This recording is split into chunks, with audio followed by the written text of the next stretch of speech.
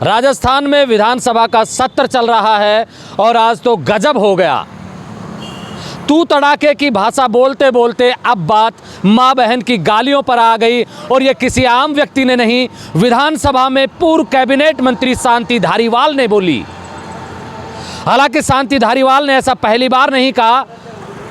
इससे पहले जब वो कैबिनेट मंत्री थे कांग्रेस की सरकार में, तब भी उन्होंने कि राजस्थान में सबसे ज़्यादा रेप होते हैं, इस मसले पर जब उनसे पूछा गया तो उन्होंने कहा कि राजस्थान मर्दों का प्रदेश है। तब भी विपक्ष में बैठी हुई बीजेपी ने ऑब्जेक्शन उठाया और काफ़ी हंगामा हुआ इस बात को लेकर। लेकिन आज जब पूर्व कैबिनेट मंत्री और वर्तमान विधायक शांति धारीवाल ने मां बहन की गालियां दी सदन में, तो आप सोचिए कि सत्ता और विपक्ष में बैठे हुए लोगों ने एक शब्द भी शांति धारीवाल से नहीं कहा।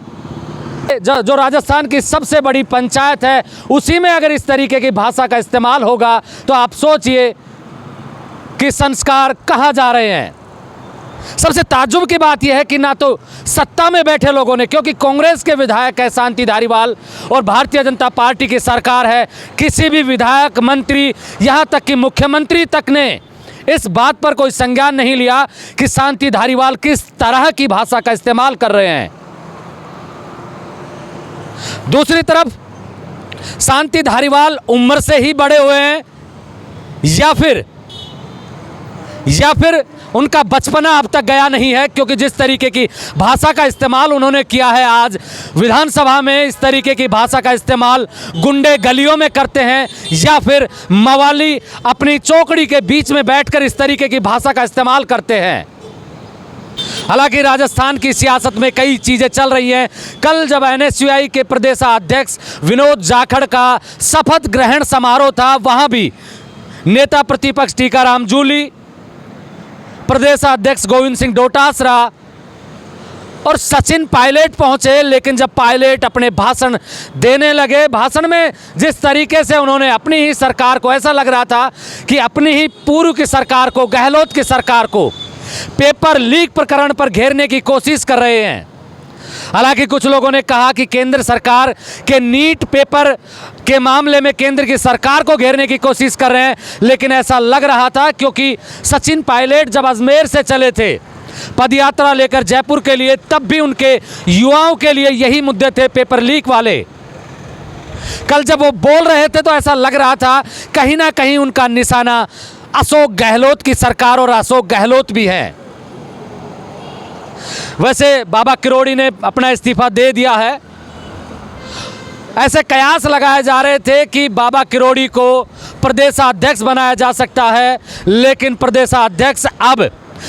मदन राठौड़ को बना दिया गया है, जो उसी समुदाय से, जिस समुदाय से या जिस जाति से देश के प्रधानमंत्री नरेंद्र मोदी आते हैं, उसी समुदाय से आने वाले मदन राठौड़ को जिस तरीके से प्रदेश अध्यक्ष बनाया गया है। वहीं जब कैबिनेट का विस्तार हो रहा था, उस समय भी गुर्जर नाराज थे, मीणा नाराज थे, क्योंकि बाबा किरोड़ी को उस तरीके का मंत्रालय नहीं मिला जिस तरीके के मंत्रालय की बाबा के समर्थक और बाबा अपेक्षाएं रख रहे थे। और जाटों को भी मंत्रिमंडल में कुछ विशेष नहीं दिया गया था, ना गुर्जरों को दिया गया था, ना सैनियों को कुछ ऐसा विशेष दिया गया था। इस बात को लेकर कई जातियां बीजेपी से नाराज थी और इसका खामियाजा बीजेपी सरकार को लोकसभा चुनाव में उठाना पड़ा। 25 में से 11 सीटें, 2 से 3 सीटें ऐसी भी रह गई जहां पर मार्जिन 50,000 के आसपास वोटों का रहा। लेकिन बीजेपी, चूंकि बीजेपी की अपनी एक अलग ही कार्यशैली है, तो बीजेपी ये भी सोच सकती है कि अगर जाटों को बनाया जाता है, किसी जाट को प्रदेशाध्यक्ष बनाया जाता है तो गुर्जर नाराज हो सकते हैं, गुर्जर को बनाया जाता है तो सैनी नाराज हो सकते हैं, सैनी को बनाया जाता है तो जाट नाराज हो सकते हैं। तो बीजेपी किसी भी कास्ट की जो नाराज़गी है उसको मोल नहीं लेना चाहती और एक ऐसे ओबीसी समुदाय से आने वाले मदन राठौड़ को प्रदेशाध्यक्ष बनाया गया। कल उनका पटाखे भी छुड़ाए जाएंगे बीजेपी कार्यालय में, क्योंकि जैसे ही मदन राठौड़ नाम आता है तो कई लोगों के बीच में इस तरीके का मैसेज चला जाता है कि ये जर्नल हैं,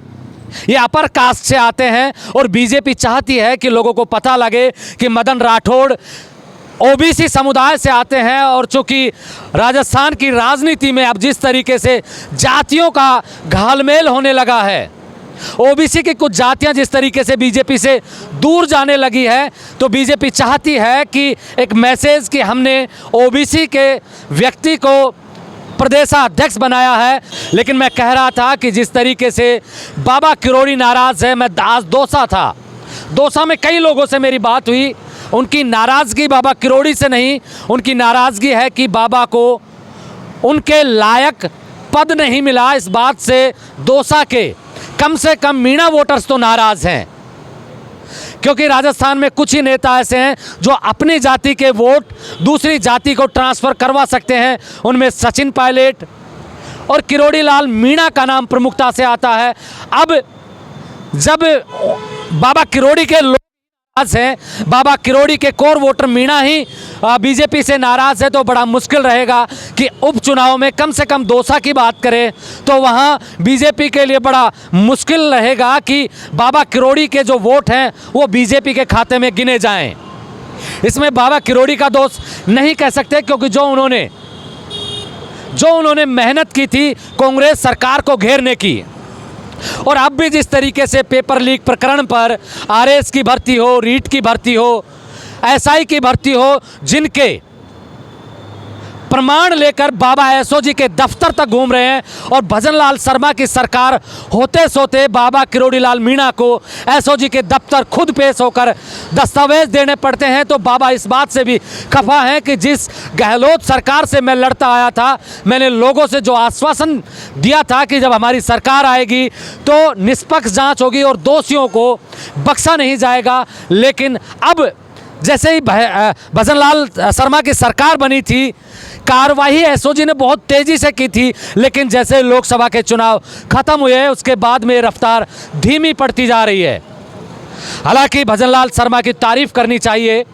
जिस तरीके का भाषण उन्होंने दिया, अपने विधायकों और अपने मंत्रियों को साधने की कोशिश की कि मेरे किसी भी विधायक और मंत्री ने अपनी जनता से जो भी वादा किया है,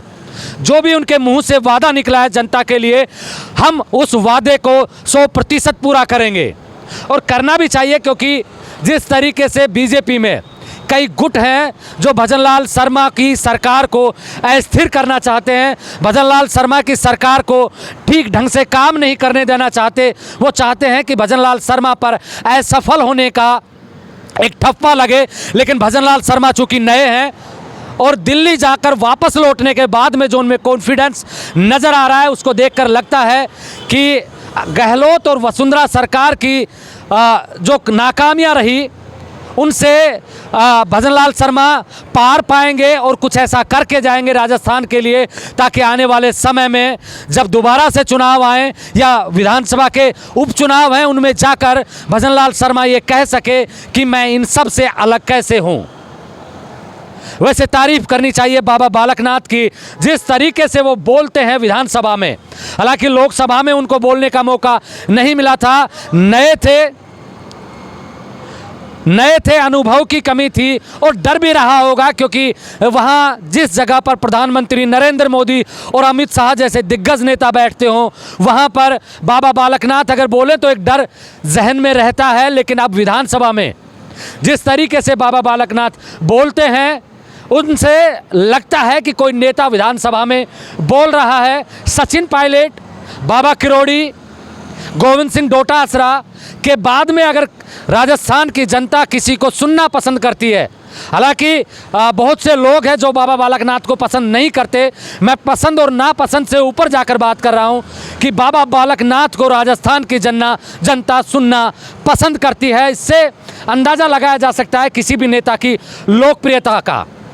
हालांकि लोग ये भी कहते हैं कि बाबा बालकनाथ का राजनीतिक तौर पर कद कमज़ोर हुआ है, लेकिन ऐसा कहा जा रहा है कि आने वाले कुछ समय बाद में 7 या 8 अगस्त के आसपास राजस्थान में मंत्रिमंडल का विस्तार होगा। उसमें कई जो मंत्री हैं, 3 से 4 जो वर्तमान मंत्री हैं, उनकी कुर्सी जा सकती है और 8 से 9 नए मंत्री बनाए जा सकते हैं। आप देख रहे हैं राजस्थान की सियासत से जुड़ी खबरें। मैं महेंद्र यादव, जय हिंद, जय भारत।